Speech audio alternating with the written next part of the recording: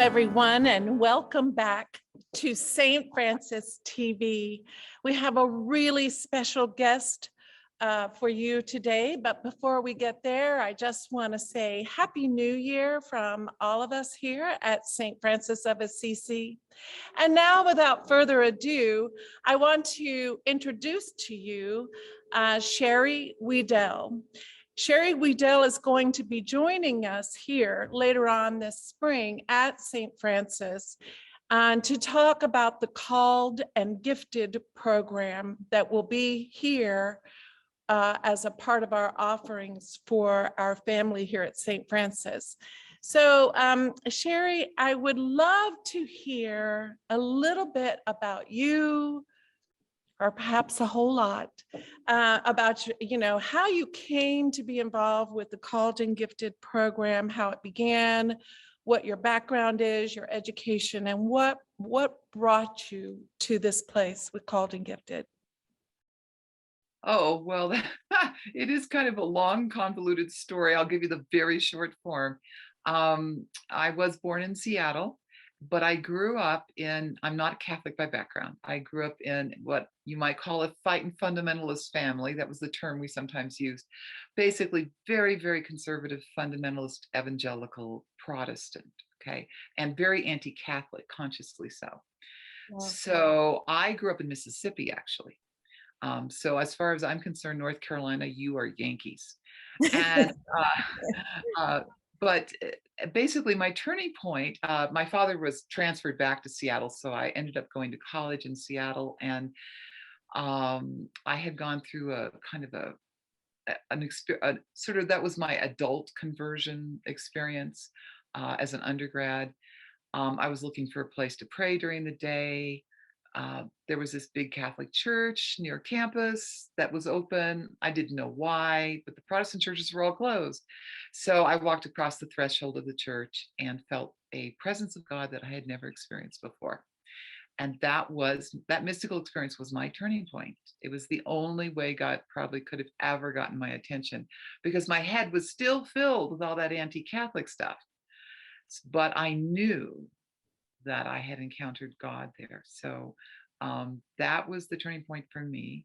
I was eventually received into the church in Seattle. I got both my bachelor's and master's degrees in Seattle. And basically the Institute was also started there because I started collaborating with my pastor which actually was the pastor of the parish that I had actually stepped through the threshold of. That was my turning point. I ended up going there. He was assigned as pastor. We began to collaborate, and the Catherine of Siena Institute came out of that collaboration.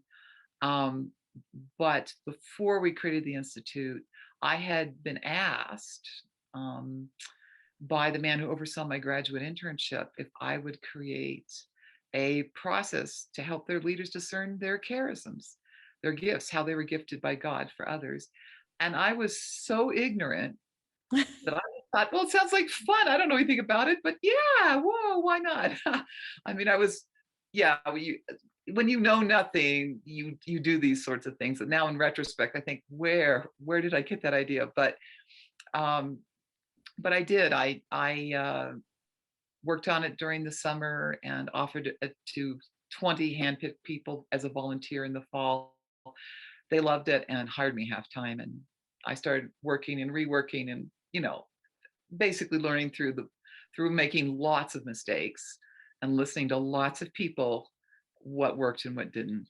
And then, so when Father Michael and I began to know each other and work together, the Called and Gifted was already existing. And that was what we used primarily in the early days of the Institute. So the Institute's turning 25 years old this summer in July. And except for the last 2 years, we've spent all that time traveling all over the world, listening to Catholics at every level of the church's life. So it's been really an extraordinary privilege for me. And I'm telling you, I had no clues any of this was on the way or part of the package.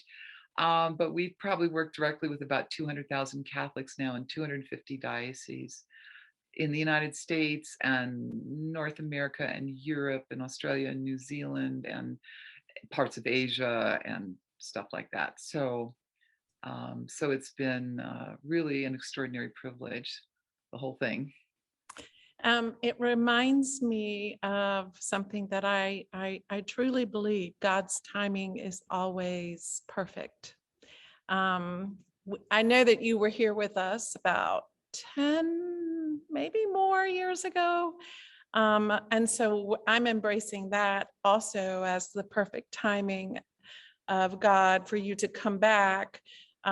We've gone through a significant shift in that we are no longer Franciscan, but Monsignor Michael Clay is here. So we have a new leadership, and we thought it would be a great idea to go back to the Called and Gifted program because it was so long ago. A lot of folks didn't remember what it is, or for that matter, this whole idea of the word charism, which seems to be a stumbling block so often for people. So I'm going to ask if you could share just a little bit about what Called and Gifted is, and then maybe give us a little window into what charisms are and how the Holy Spirit has endowed each of us with charism. Sure, sure. Well, the church teaches that every baptized person, not just Catholics, but every baptized person receives, among many other things, these gifts. Charism is just a fancy Greek word for gift of grace that's used in the New Testament by St. Paul and others. And the church has traditionally used that word to mean these very special gifts. These are not gifts that we are given to keep, they're gifts we are given to give away. So that's a big, they're not the same as the sanctifying graces. They are a different kind of grace, ways that you and I are supernaturally empowered by God for the sake of other people and for the sake of his kingdom. So they're ways that God's love and mercy and beauty and truth and healing and provision can pass through you with your cooperation and change the lives of other people and be, in a sense, God's answer to their prayers. So that's what the gifts are. And the church says we all get at least one of them at baptism. They're given to us for the sake of the kingdom. It is, every one of us is responsible to discern our charisms. And this is, you don't have to work for the church. You don't have to be a priest. You don't have to be a religious. You don't have to have a title. You don't have to, and none of those things. It's just true. If you are a Christian, this is part of the package. It's when you receive the Holy Spirit at baptism, you also receive these gifts. Now, however, the issue is, when do they show up in your life, like for real?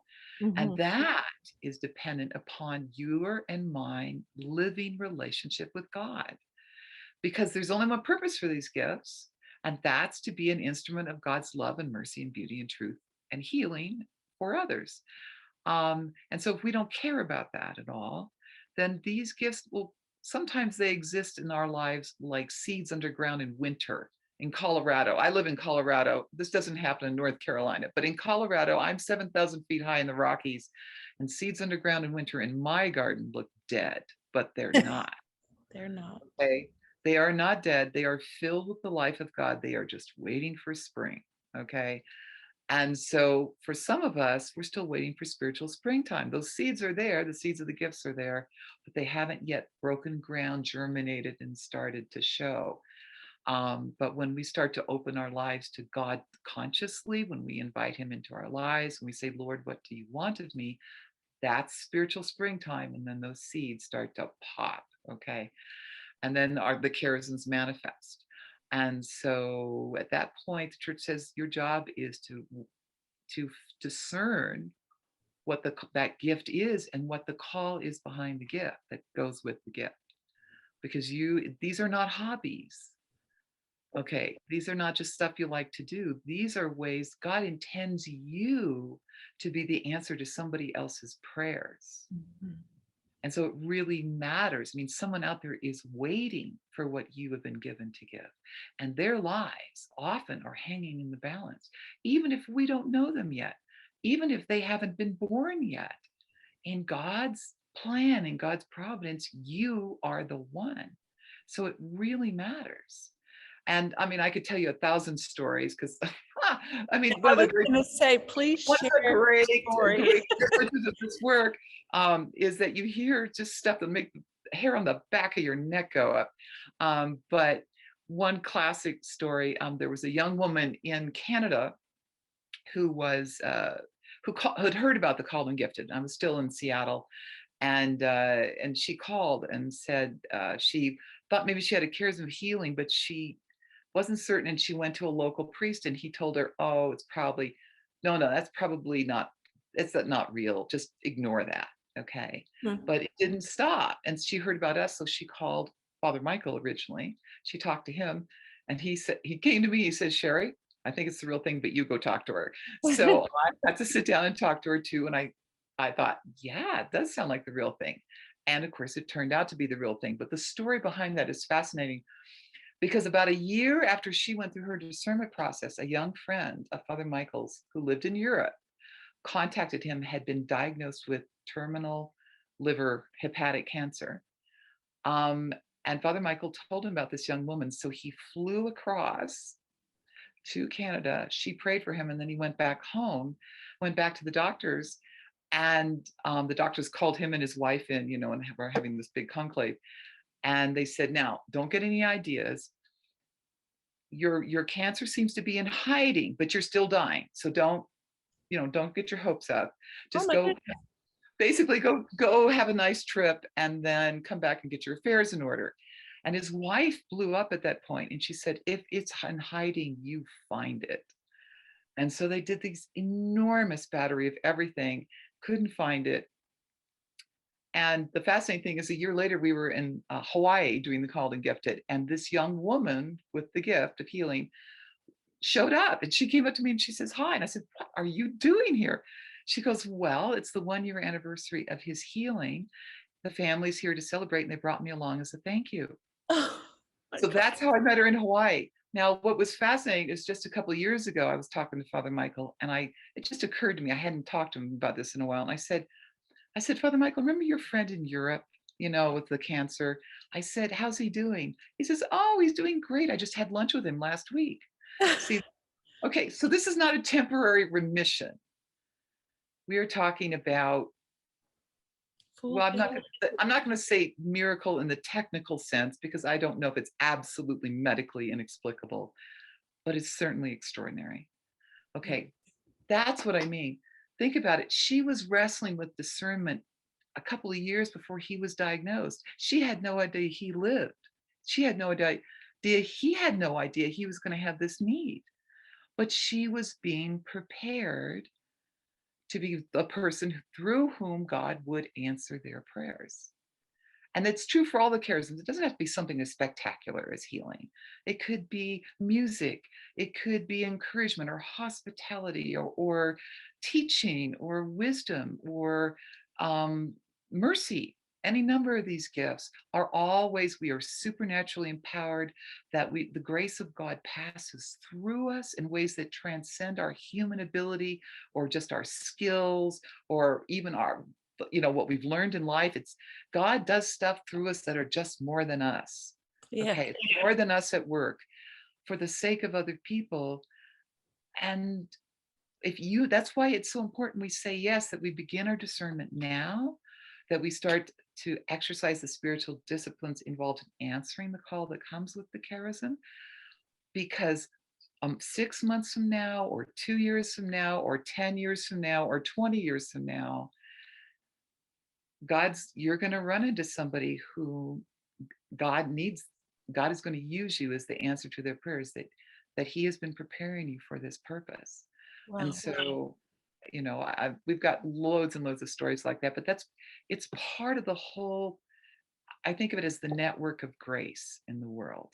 Right. And you and I need to take our place in that. And there's no such thing as there's no such thing as not receiving a charism. I've had a lot of people say, "I don't have any gifts." And I'm like, "Honey, are you baptized?" It's too late. Too late. Well, and I want that. I mean, I want that for our community here to have an understanding of this incredible gift that is given to us by God. And so I'm super excited for everyone here at St. Francis to find a new understanding of self, of charism, new relationship with God, understanding that the Holy Spirit is always working right here in our lives and doing work now that may impact way down the road. I am so deeply grateful, Sherry, that you are coming to be here with us again, and that that God's timing is perfect, and that you have done the work that you have done with regard to called and gifted, because you have blessed so many. I mean, the 200,000 plus, that's a number, but I'm guessing that number is tenfold that number based on all the people you've touched. So, It's the fruit of our fruit of our fruit. right, That person goes out and they have a huge impact, and the grace reaches other lives and changes it, and just goes out and out. And none of us knows. You don't know. None of the people in your parish knows. None of us knows in this life what right. God is ultimately going to do through what's the fruit of our obedience is going to look like in the end. How wonderful. How wonderful. And it's okay not to know. It's Part okay. of the magic of it for me is like, God's got a plan, and we're here. Let's travel together. So I'm super stoked to be able to meet you in person in March. We'll have all the details for the trip here as a part of this interview. We hope that people will be encouraged and excited about signing up. And again, thank you, Sherry Weddell, not only for the interview today, but for everything you have done and for all the lives you have touched. I am deeply grateful. Well, that was God's idea, and I'm just along for the ride. So I feel I love it. incredibly privileged, but thank you very much. Of course, of course. All right, thanks everyone at St. Francis, our family. We miss you. We hope to see you soon. And I encourage everyone to please sign up for the Called and Gifted program. Thank you.